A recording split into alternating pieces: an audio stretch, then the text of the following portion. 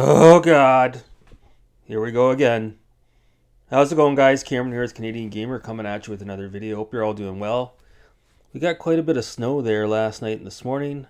It seems like the roads have pretty well been plowed as of the making of this video, but this morning it was pretty rough. That being said, a little bit of a PSA. Shout out to Retro Gaming Lore, RGL.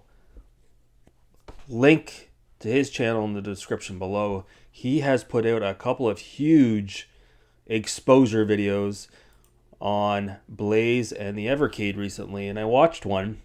And to a lot of gamers in the retro community, the YouTube community, you might already be aware of this, but that's not really the issue. The issue is the casual consumer out there, you know, the 30-year-old or the 40-year-old mom or dad that goes to the store to purchase their daughter or their son an Evercade console. They're being misled, and I'm going to explain why. So again, if you want a better explanation on this, go over to Retro Gaming Lore's channel. He does a much better job than I would with regards to this topic. Very good with his vocabulary. I'm all over the map.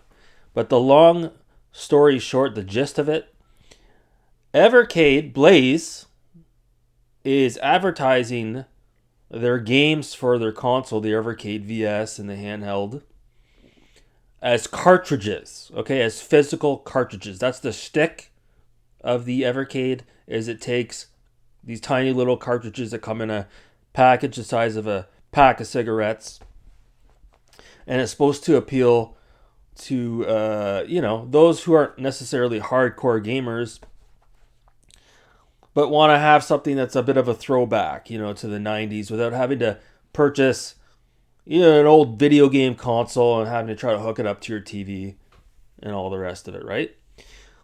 So the issue with the Evercade cartridges is they're not actually cartridges, okay? What we have here, again, there are many people in the community that have cracked open these Evercade carts and discovered you're not actually getting a real cartridge here. It is flash media, okay? It's like a USB thumb drive, okay? When you stick the cart into your Evercade console, which has to be connected to the internet, it updates these carts, okay? So if you know anything about rewritable media, thumb drives, SD cards, what's the one common thing that always happens with this type of media? It always eventually gets corrupt, right? Whereas if you have an original cartridge, let's say from the Sega Genesis as an example, or the Super NES, or the NES, this is a real cart where what's on the cart cannot be rewritten, okay? The cart that you stick in your Sega Genesis is the exact same as it would have been 20 or 30 years ago, okay? Whereas with the Evercade carts, you're constantly updating the carts, writable media. That's not a real cart, okay? You're basically sticking in a USB thumb drive into your Evercade. That is not a real cartridge. My God. They're advertising this as like an actual cartridge. That is fucking bullshit. And most consumers out there, if not all, that aren't watching YouTube would never know. They think that they're actually getting a real cartridge when that's simply not the case. So you know damn well these Evercade quote-unquote cartridges, they have a very short lifespan. Oh my God. Keep these things away from any magnets you have lying around, because this media is going to get corrupt.